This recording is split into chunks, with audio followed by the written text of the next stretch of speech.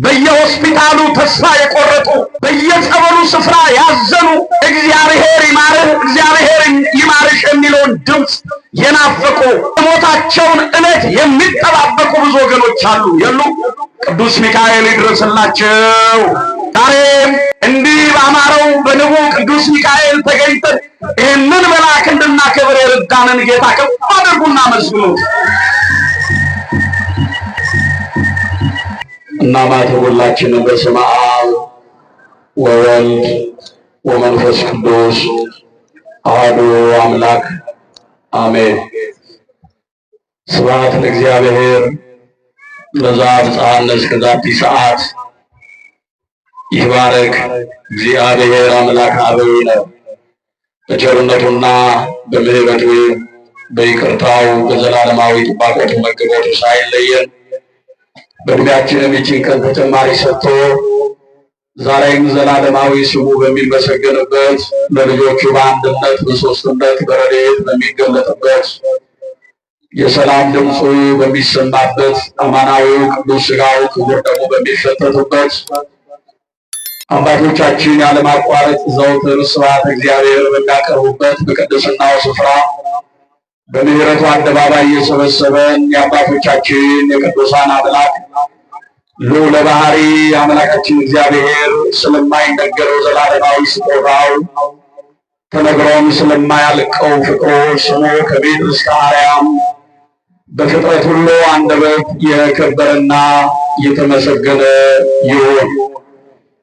ክቡር አባታችን ሊቀ ጉባኤ ቆሞስ አባ ሰላማ መለስ የዚህ ታላቅና ታሪካዊ ቤተክርስቲያን ዋና አስተዳዳሪና የዚህ ቅዱስ ሕዝብ ጠባቂ የሁላችንም አባት ክቡራን የአዲስ አበባ ሀገረ ስብከት በኢትዮጵያ ኦርቶዶክስ ተዋሕዶ ቤተክርስቲያን የአዲስ አበባ ሀገረ ስብከት የየመምሪያው ልዑካን እንዲሁም የለሚ ኩራ ክፍላተ ከተሞች የየመምሪያው ልዑካን የገዳማትና የአድባራት አስተዳዳሪዎች መምህራነ ወንጌል ውሉደ ያሬድ ሊቃውንተ ቤተክርስቲያን አበው ካህናት ላይካነ ምስጢር ወንድሞች ዲያቆናት የሰንበት ትምህርት ቤት ወጣቶች ከገናናው መልአክ ከቅዱስ ሚካኤል ረድኤትና በረከት ሽታችሁ ከሩቅም ከቅርብም በዚህ በተቀደሰው ስፍራ የተገኛችሁ የሽበትን አክሊል የደፋችሁ አባቶቻችን እናቶቻችን በወጣትነት ማዕረግ ዕድሜ ላይ የምትገኙ እህቶቻችን ወንድሞቻችን የጌታችን የመድኃኒታችን የኢየሱስ ክርስቶስ የመንግስቱ ምሳሌ ሆናችሁ ሕፃናት በወደደንና ባፈቀረን እስከ ሞት ድረስ ራሱን አሳልፎ በሰጠን በጌታችን በመድኃኒታችን በኢየሱስ ክርስቶስ በጾም የሰላምታ ቃል እንደምን ከረማችሁ? ሁላችሁም እግዚአብሔር ይመስገን በሉ። እንደምን ከረማችሁ? እንደምን አደራችሁ? እንደምን አረፈዳችሁ? በቀን ጥባቆቱ በአምላክነት ቸርነቱ ያልተለየን በበደላችንና በኃጢአታችን ምክንያት ፈጥሮ ያላጠፋን ትላንትናን ያሳለፈ ዛሬ ላይ ያደረሰን ዛሬ ላይ አቁሞ ለግን ተስፋ እንድናደርግ ይረዳን እንድናመሰግነው ከመልአኩ ከቅዱስ ሚካኤል ረድኤትና በረከት ሊያሳትፈን እግሮቻችንን ወደ ሰላም መንገድ ያቀና አንደበታችንን ለምስጋና ያዘጋጀ የአባቶቻችን የቅዱሳን አምላክ ልዑለ ባሕርይ አምላካችን እግዚአብሔር ስሙ ከምድር እስከ አርያም በፍጥረት ሁሉ አንደበት የከበረና የተመሰገነ ይሁን። እናታችን አማላጃችን መልካሙን ዘመን ያየንባት ተስፋችን የኃጢአትን ባሕር ከፍለን የተሻገርንባት ድልድያችን ስለ ማዳኑ ሥራ የምንነጋገርባት ድንቅ ቋንቋችን የአባቶቻችን ጦም ዜማ የሰማዕታት አክሊላቸው የደናግል መመኪያቸው የመላእክት እህታቸው እመብዙኃን ቅድስተ ቅዱሳን ንጽሕተ ንጹሐን ድንግል ማርያም እናታችን ምስጋና ይድረሳል። አሜን በሚስጥር ይልቁንም ስንጠራው ከዓይነ ጥቅሻ ፈጥኖ የሚደርስልን በቅድመ እግዚአብሔር ጸሎታችንን የሚያሳርግ ልመናችንን የሚሰማ ከመከራ ሥጋ ከመከራ ነፍስ የሚታደገን መጋቤ ብሉይ መልአከ ምክሩ ቅዱስ ሚካኤል ምስጋና ይድረሰው። እንኳን አደረሳችሁ።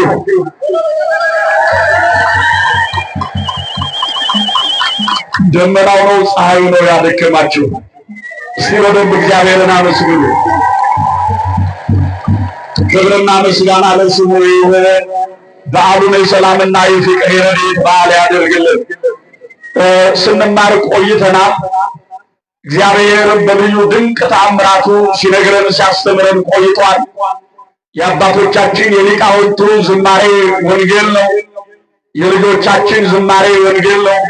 በዚያ አውደ ምሕረት ላይ ሲነገር የነበረው የቅዱስ ሚካኤል ተአምራት ወንጌል ነው። ነገር ግን ለጥቂት ደቂቃ ለመታዘዝ ያህል በፊታችሁ ቆሜያለሁ። እግዚአብሔር መንፈስ ቅዱስ የራቀውን አቅርቦ የረቀቀውን አጉልቶ ምስጢርን ሁሉ ገልጦ ለሕይወታችን የሚረባውንና የሚጠቅመውን እንዲያስተምረን ቅዱስ ፈቃዱ ይሆንልን። በዚህ በኦሪት ዘፍጥረት ምዕራፍ 48 ቁጥር 16 ላይ ከክፉ ነገር ሁሉ ያዳነኝ የእግዚአብሔር መልአክ እርሱ እነዚህን ብላቴኖች ይባርክ ይለናል። ሁላችንም ይህንን ቃል አብረን እንደግመዋለን። ከክፉ ነገር ሁሉ በሉ ያዳነኝ የእግዚአብሔር መልአክ እርሱ እነዚህን ብላቴኖች ይባርክ። ኦሪት ዘፍጥረት በሉ ሁላችሁ ምዕራፍ 48 ቁጥር 16 እግዚአብሔር በረዳን መጠን በእግዚአብሔር በፈቀደልን መጠን ለጥቂት ደቂቃ የምንነጋገርበት ነገረ መላእክትን የምንመለከትበት የትምህርታችን ሐሳብና መነሻ አረፍተ ነገር አሁን በጠቀስነው የመጽሐፍ ቅዱስ ክፍል በኦሪት ዘፍጥረት ምዕራፍ 48 ቁጥር 16 ላይ ከክፉ ነገር ሁሉ ያዳነኝ የእግዚአብሔር መልአክ እርሱ እነዚህን ብላቴኖች ይባርክ ይላል። ቃሉን የተናገረው የብዙዎች አባት የሆነው ለነገደ እስራኤል መባረክ ምክንያት የሆነው በምሽቱና በሌሊቱ እግዚአብሔርን በፍቅር ታግሎ ያሸነፈው ከሦስቱ ከታላላቆቹ አሪስ አበው ተብለው ከሚጠሩት እግዚአብሔር በሰማይና በምድር ቃል ኪዳን ከገባላቸው ወዳጆቹ መካከል አንዱ የሆነው ያዕቆብ ነው። ከክፉ ነገር ያዳነኝ አለ የእግዚአብሔር መልአክ እርሱ እነዚህን ብላቴኖች ይባርክ ይላል። ዛሬ ሁላችንም በዚህ ስፍራ እግዚአብሔር ያከበረውን የእግዚአብሔር መልአክ በዚህ በሉቃስ ወንጌል ምዕራፍ 2 ቁጥር 16 ላይ የጌታ መልአክ ይለዋል። ቅዱሳን መላእክት የእግዚአብሔር ባለሟሎች እንደሆኑ የእግዚአብሔር አገልጋዮች እንደሆኑ መጻሕፍት ይመሰክራሉ። ከዚህ የተነሳ ዛሬ እግዚአብሔር በዚህ ዕለትና በዚህ ቀን ቃል ኪዳን የገባለትን የሰው ልጆች ሁሉ ለማስማር የሰው ልጆች ሁሉ ይቅርታ ለማሰጠት በእግዚአብሔር ፊት ዕለት ዕለት የሚቆመው የሚያገለግለው ታላቁ የመላእክት አለቃ የቅዱስ ሚካኤልን በዓል ምክንያት አድርገን ነው በዚህ የተገኘ ነው። ታዲያ መጽሐፉም እንደሚናገረው ከክፉ ነገር ሁሉ ያዳነኝ መልአክ እርሱ የእግዚአብሔር መልአክ እርሱ እነዚህን ብላቴኖች ይባርካል። ዮሴፍ ለያዕቆብ ልጆቹን ይዞ ኤፍሬምንና ምናሴን ይዞ ለማስባረክ ወደ እርሱ መጥቷል። ያዕቆብ እንደምትመለከቱት መጽሐፉም እንደሚነግረን የእርጅናው ወራት በዘመኑ ባፈጀ ጊዜ ዮሴፍ አባቱ እንዳረጀ ተመልክቶ ልጆቹን ለማስባረክ ምናሴንና ኤፍሬምን ይዞ ወደ ያዕቆብ መጥቷል። ምናልባትም ያዕቆብ በዚህ መጽሐፍ ላይ ሲናገር ከክፉ ነገር ያዳነኝ ከክፉ ነገር የታደገኝ በመከራ ሰዓት የደረሰልኝ ከጠላቶቼ ያስመለጠኝ በመንገዴ ሁሉ የመራኝ ከክፉ ነገር የታደገኝ የእግዚአብሔር መልአክ አለ። ያዕቆብ ከወንድሙ ከኤሳው በሸሸ ጊዜ በመንገዱ ይመራው የነበረው የእግዚአብሔር መልአክ ቅዱስ ሚካኤል ነው። ከጠላቶቹ ያስመለጠው በፍኖተ ሎዛ ከምድር እስከ ሰማይ የወርቅ መሰላል ተዘርግቶ ሲመለከት ያንን ምስጢር የገለጠለት የእግዚአብሔር መልአክ ነው። በደከመ ጊዜ ያበረታው የእግዚአብሔር መልአክ ነው። ጨለማውን ያበራለት የእግዚአብሔር መልአክ ነው። ሲያዝን ያጽናናው የእግዚአብሔር መልአክ ነው። የቅዱሳን መላእክት ተልእኮ ዋነኛው መሰረታዊ ዓላማ ይህ ነው። የሰውን ልጆች ጸሎት ወደ እግዚአብሔር፣ የእግዚአብሔርን ምሕረት ወደ ሰው ልጆች ማምጣት ነው። የቅዱሳን መላእክት ተልእኮ የእግዚአብሔር ልጆች የሰውን ልጆች ከክፉ ነገር መታደግና መጠበቅ ነው። የመላእክት ተልእኮ በደከምን ሰዓት እኛን ማበረታት ነው። ከእግዚአብሔር ዘንድ የሚላኩ ቅዱሳን መላእክት ተልእኳቸው ይህ ነው።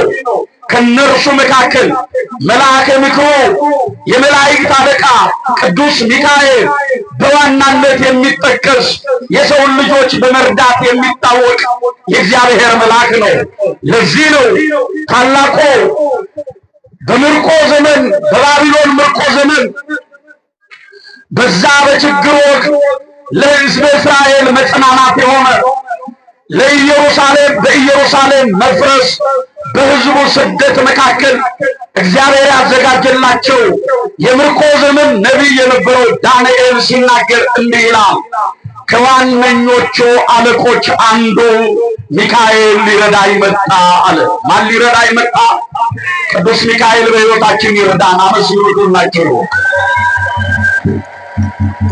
ከዋነኞቹ አለቆች አንዱ ሚካኤል ሊረዳኝ መጣ አለ። ዳንኤልን የረዳ ቅዱስ ሚካኤል ነው። ከአናብስት አፍ የታደገ ቅዱስ ሚካኤል ነው። በጠላቶቹ መካከል ክብርን የሰጠው ቅዱስ ሚካኤል ነው። የእግዚአብሔር ልጆች ቅዱስ ሚካኤልን መቼም የኢትዮጵያውያን የዓመት አቆጣጠራችን ስንት ወራት ነው ያሉ? 12 ወራቶች አሉ። በእነዚህ በ12 ወራት እግዚአብሔር ለቅዱስ ሚካኤል ቃል ኪዳን ያልሰጠበት ጊዜና ወራትና ሰዓት ቀናት የሉ። በመስከረም 12 ፋሲለደስን ከመከራ ሥጋ የታደገበትን በዓል እናከብራለን። በጥቅምት 12 ነቢዩ ሳሙኤልን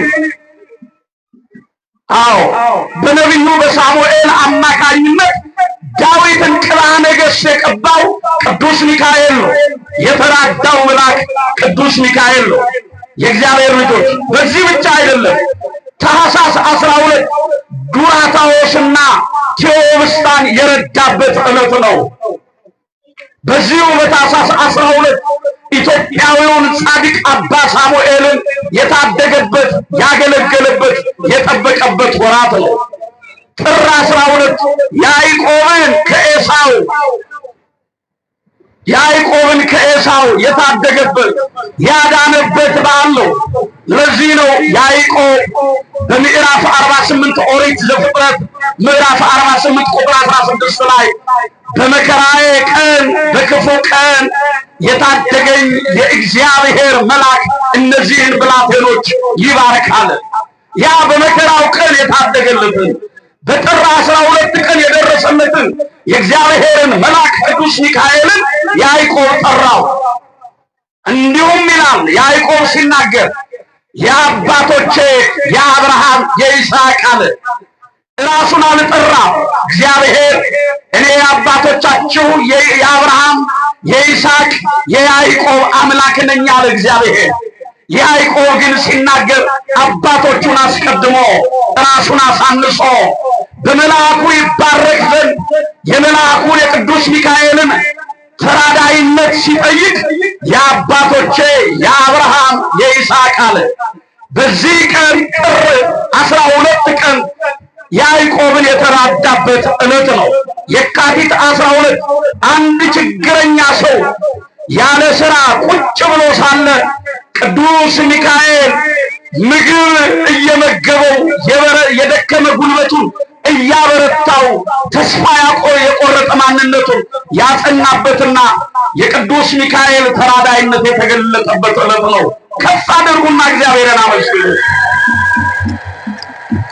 መጋቢት 12 ደግሞ ኢአማኒ የነበረውን ቂሶንን ወደ ክርስትናው የመለሰበት ልዩ ገቢረ ተአምራትን ያደረገበት በዓል ነው።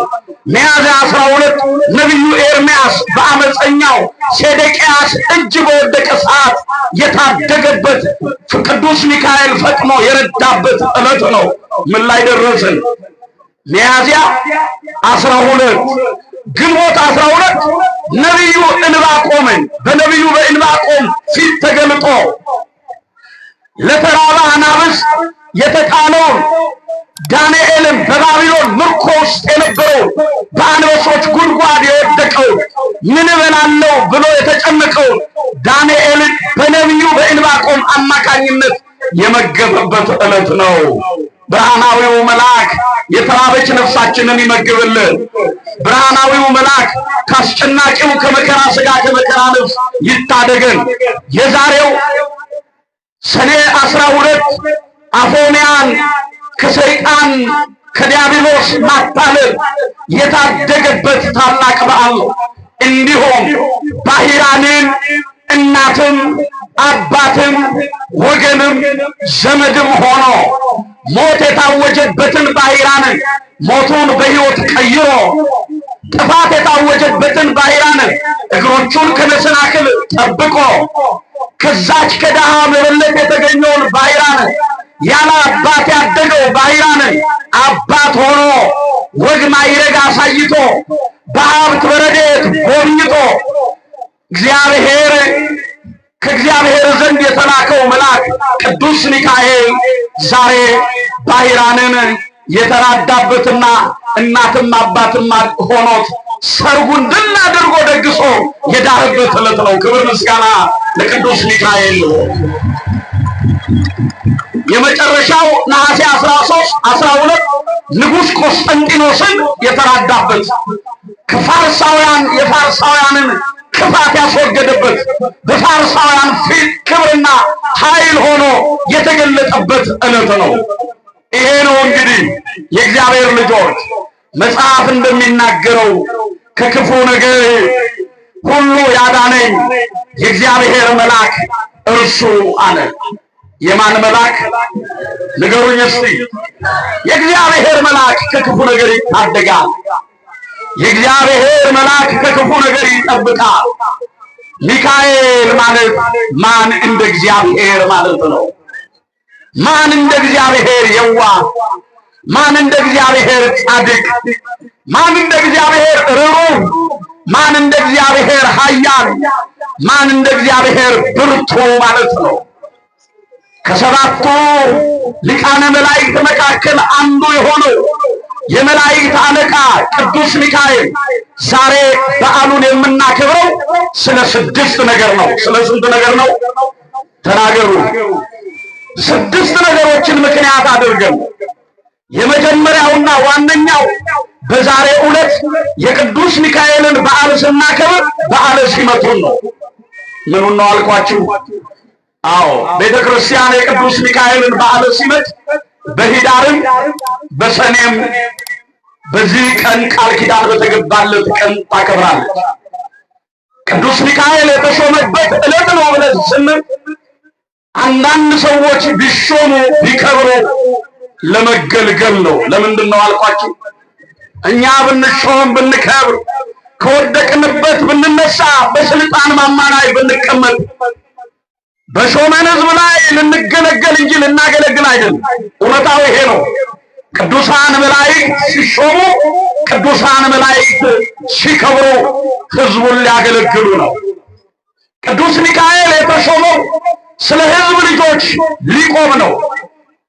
እንዲህ ተብሎ ነው የተጻፈው በራዕየ ዮሐንስ ምዕራፍ 12 ላይ ስለ ሕዝብ ልጆች የሚቆመው ታላቁ አለቃ ሚካኤል ይነሳል።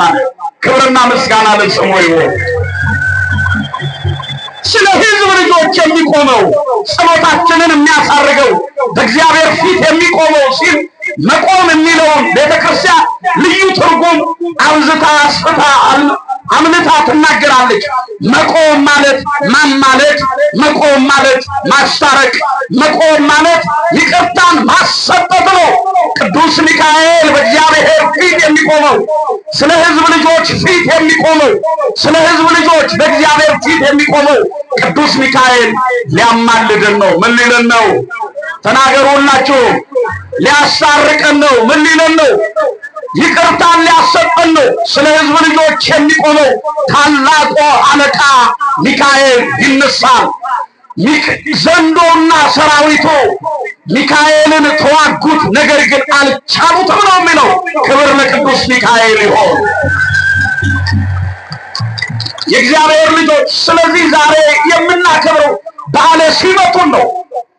በሁለተኛ ደረጃ ዛሬ በግዕዝ እግዚአብሔር በወዳጆቹ መካከል የቅዱስ ሚካኤልን ድንቅ ታምራትና ሥራ የገለጠበትና በዛሬው ዕለት በቅዱስ ሚካኤል ስም የታነጸው ቤተ መቅደሱ ቅዳሴ ቤቱ የሚከበርበት ታላቅ ዕለት ነው።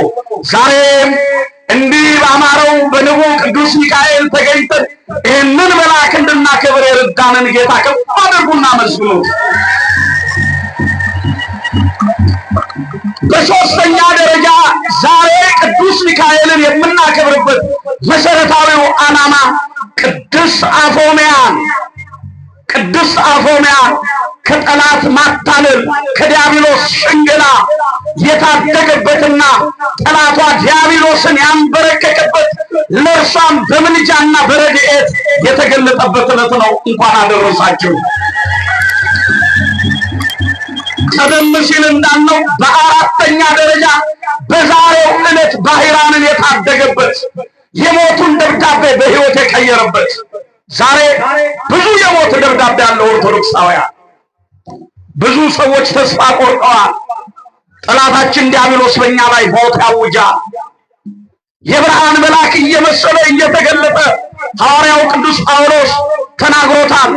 ሰይጣንም የብርሃን መልአክ እስኪመስል ድረስ ራሱን ይለውጣል። እውነት በሚመስለው ሐሰት በተሞላው ሕይወትና መረጋጋት በጠፋው ዓለም ላይ ዛሬ ጠላታችን ዲያብሎስ ሞትን ያውጃል። በየሆስፒታሉ ተስፋ የቆረጡ፣ በየጸበሉ ስፍራ ያዘኑ እግዚአብሔር ይማርህ እግዚአብሔር ይማርሽ የሚለውን ድምፅ የናፈቁ የሞታቸውን ዕለት የሚጠባበቁ ብዙ ወገኖች አሉ። የሉ? ተናገሩ እንጂ የሉም ወይ? ቤት ይቆራቸው ደጃቸውን የዘጉ ነጭ ለብሰው የተራቡ ቀን ዘንበል ያለባቸው ቀና ብለው የእግዚአብሔርን ቀን የሚጠብቁ ብዙ ወገኖች አሉ። ሞት የታወጀባቸው ግራ ቀኛቸውን ሲመለከቱ ጠያቂ አጽናኝ የሌላቸው ትናንት እጃቸው ለምጽዋት ይሰነዝር የነበረ እጅ ዛሬ ምጽዋት የሚቀበል ብዙ ወገኖቻችን አሉ። ሞት የታወጀባቸው ቅዱስ ሚካኤል ይድረስላቸው። አሜን በሉ። ባሕር በተባለው ዓለም ላይ ከባሕር የተገኘው ባሕር በተባለው ዓለም ላይ ታሪኩን የቀየረ ታሪኩን የለወጠ ቅዱስ ሚካኤል ባሕር በተባለው ዓለም ላይ ባሕራንን ሆነን ተቅበዝብዘናል። ባሕራንን መስለን ግራ ገብቶናል። ባሕራንን መስለን ጎሎብናል። እንደ ባሕራን ተስፋ ቆርጠናል። ታሽገናል። እንዳንናገር እንዳንመሰክር ጠላታችን ዲያብሎስ በእኛ ላይ ለመሰልጠን አቅዷል። ነገር ግን የእግዚአብሔር ልጆች በእግዚአብሔር ፊት የሚቆመው ታላቁ አለቃ ቅዱስ ሚካኤል የሰውን ልጆች ለመራዳት የሚፈጥነው ቅዱስ ሚካኤል በዛሬው ቀን የተዘጋውን ባሕር ከፍቶ እግዚአብሔር ከባሕር ላይ አውጥቶ በመልካሙ ስፍራ ላይ አስቀምጦ ብሎም ደግሞ የእግዚአብሔር ልጆች በመጨረሻም በሀብትና በረድኤት አክብሮ የተናቀውን ባሕራንን ያከበረበት የሞቱን ደብዳቤ በሕይወት የቀየረበት ታላቅ ዕለት ነው። በዚህ የተነሳ ዛሬ ባሕራንን የታደገበት ታላቅ በዓል ነው። በመጨረሻም ቅዱስ ላሊበላን ወደ ሰማይ ያሳረገበት ዛሬ ኢትዮጵያዊው ጻድቅ በዘጠነኛው መቶ ክፍለ ዘመን የተነሳው ንጉስም ካህንም የሆነው ከአንዲት መጥረቢያ 11 ቅራቢያተ ቤተክርስቲያንን የሰራው ቀን ቀን እሱ የጀመረውን ማታ ማታ ቅዱስ ሚካኤል ይፈጽምለት ነበረ። ክብር ምስጋና ለስሙ ይሁን። ቀን እሱ የጀመረው ሌቱን ቅዱስ ሚካኤል እያጠናቀቀለት ያድራል። በዘጠነኛው መቶ ክፍለ ዘመን የተነሳው ቅዱስ ላሊበላን ይረዳው፣ ይጠብቀው፣ ይንከባከበው የነበረው መልአክ ቅዱስ ሚካኤል ነው። በዛሬው ዕለት ንጉስ ላሊበላ ጻድቁ ላሊበላ ዕረፍቱን አረፍተ ዘመን በገታው ጊዜ እግዚአብሔር በወዳጁ በእግዚአብሔር ፊት ቆሞ ያስታርቀው ዘንድ ነፍሱን ያሳረገ በይባቤ መላእክት የተቀበለ እያሸበሸቡ መላእክት ነፍሱን ወደ አምላኩ ሲወስዱ ይራዳ የነበረው መልአክ ቅዱስ ሚካኤል ነው። ከፍ አድርጉና መስግኑት። የመጨረሻው የዛሬው በዓል የምናከብርበት ዋነኛውና መሰረታዊው ዓላማ ለሰው ልጆች ሁሉ ምህረትን የጠየቀበት ዕለት ነው። ለሰው ልጆች ሁሉ ምህረትን መጠየቅ ብቻ አይደለም፣ ምህረትን ያሰጠበት ዕለት ነው። ክብርና ምስጋና ለስሙ ይሁን። ሩሩ መልአክ፣ ደጉ መልአክ፣ የዋሁ መልአክ ማን ነው? ቅዱስ ሚካኤል። ለሰው ልጆች ሁሉ ይቅርታን ያሰጠበት ዕለት ነው። ሊቁ ቅዱስ አባ ጊዮርጊስ ዘጋስጫ ሲናገር እንዲህ ነው የሚለው፣ ከእህትህ ከማርያም በቀር እንዳንተ ያለ ሩሩና ደግ መልአክ የለም አለ። ክብርና ምስጋና ለስሙ ይሁን። ከእህትህ ከማርያም በቀር አለ። እመቤታችንን አስቀደመና እንደ እህትህ እንደ ማርያም አለ። እህትነ ይሏታል መላእክት፣ እህታችን ሰውና እግዚአብሔር የታረቁባት፣ ሰማይና ምድር የመሰከሩባት፣ የመላእክት እህት፣ የቅዱሳን ወዳጅ፣ የሰማዕታት አክሊል፣ የአባቶቻችን ተስፋ የሆነችውን እመቤታችንን ሊቁ ቅዱስ ዮሐንስ ማነው አባ ጊዮርጊስ ሲናገር እንደ እህትህ እንደ ማርያም አለ። እንደ እህትህ እንደ ማርያም የዋህና ደግ መልአክ ነህ አለ። የዋህና ምንድነው አለ? ደግ መልአክ ነህ አለ። ሚካኤል ደግ መልአክ ነው። ሚካኤል ሩሩህ መልአክ ነው። ሚካኤል በቅድመ እግዚአብሔር የሚቆምልን መልአክ ነው። ሚካኤል የሚያስታርቀን መልአክ ነው። ሚካኤል በጭንቀታችን ሰዓት የሚደርስልን መልአክ ነው። ሚካኤል ከውድቀታችን የሚያነሳን መልአክ ነው። ሚካኤል ከሰማይ መናን እያዘነበ ሕዝቡን ይመራ ለነበረው ለሕዝብ እስራኤል ይታደጋቸው የነበረ መልአክ ነው። የጠላቶቻችንን ሰፈር ጨለማ፣ የእኛን መንገድ ብርሃን የሚያደርግ የእግዚአብሔር መልአክ ነው። ክብርና ምስጋና ለስሙ ይሁን። ለዚህ ነው ነቢየ እግዚአብሔር ቅዱስ ዳዊት በመዝሙር 33 ቁጥር 7 ላይ ኢታየን መልአከ እግዚአብሔር አውዶሞ፣ የእግዚአብሔር መልአክ እግዚአብሔርን በሚፈሩ ሰዎች ዙሪያ ይሰፍራል አለ። ማንን ንገሩኝ? በማርያም ጨርሻለሁ። ማንን በሚፈሩ ንገሩኛ? እግዚአብሔርን በሚፈሩ ሰዎች ዙሪያ የእግዚአብሔር ልጆች እግዚአብሔርን በመፍራት እንድንወጣ፣ እግዚአብሔርን በመፍራት እንድንገባ፣ እግዚአብሔርን በመፍራት እንድንመላለስ ማን ይርዳል? ማን ይርዳል? የጥበብ ሁሉ መጀመሪያ ማንን መፍራት ነው? እግዚአብሔርን መፍራት ነው። እግዚአብሔርን በመፍራት የሚጀመር ሃይማኖት እግዚአብሔርን በማክበር ይጠናቀቃል። አዎ እግዚአብሔርን በመፍራት የሚጀመር ሃይማኖት እግዚአብሔርን በማክበር ይጠናቀቃል።